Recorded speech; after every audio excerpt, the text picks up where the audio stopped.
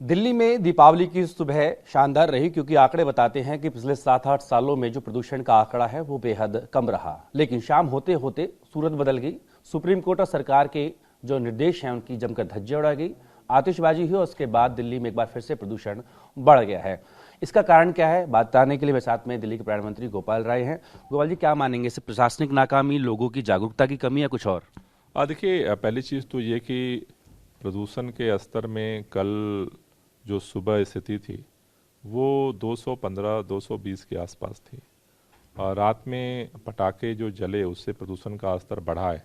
लेकिन मैं एक बात कहना चाहता हूँ, दिल्ली में बहुत सारे लोगों ने पटाखे नहीं जलाए और उन्होंने जो है प्रदूषण को कम करने में अपना योगदान दिया।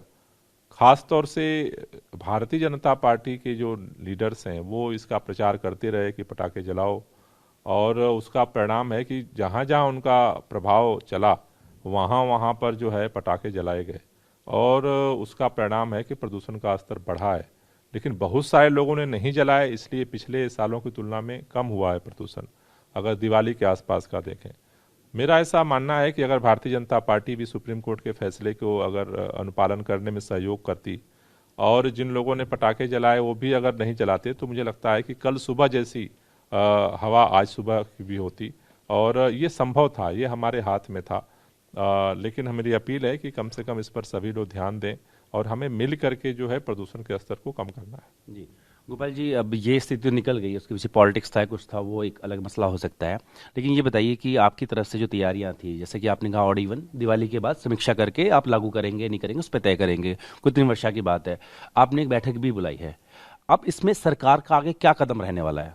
नहीं, समीक्षा बैठक हमने उसी लिए बुलाई है कि अभी क्या स्थिति है, आगे का क्या अनुमान दिख रहा है, परिस्थितियां बनने की क्या संभावनाएं दिख रही हैं, उन सारे जो हमारे अभी तक नियम जो लागू हैं उनकी क्या स्थिति है, उन सभी चीज़ों की समीक्षा जो है हम करेंगे और उसके अनुरूप फिर आगे का कार्य योजना बनाएंगे।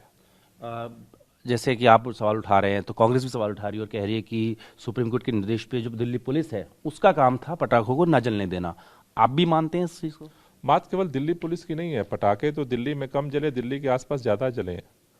देखिए, उत्तर प्रदेश में भाजपा के नियंत्रण में पुलिस है, हरियाणा में भाजपा की पुलिस है, दिल्ली में भाजपा, तीनों राज्य अगर देखें जहां पटाखे फोड़े गए तीनों भाजपा के राज्य की पुलिस है। और तीनों जगह भारतीय जनता पार्टी के जो लीडर हैं वो प्रचार कर रहे थे कि पटाखे जलाओ। तो मुझे लगता है कि इसका कहीं ना कहीं असर दिखा है। अगर भाजपा सहयोग करती, सुप्रीम कोर्ट के निर्देशों का पालन करती और पुलिस सक्रिय होती, तो मुझे लगता है कि और कमी आ सकती थी।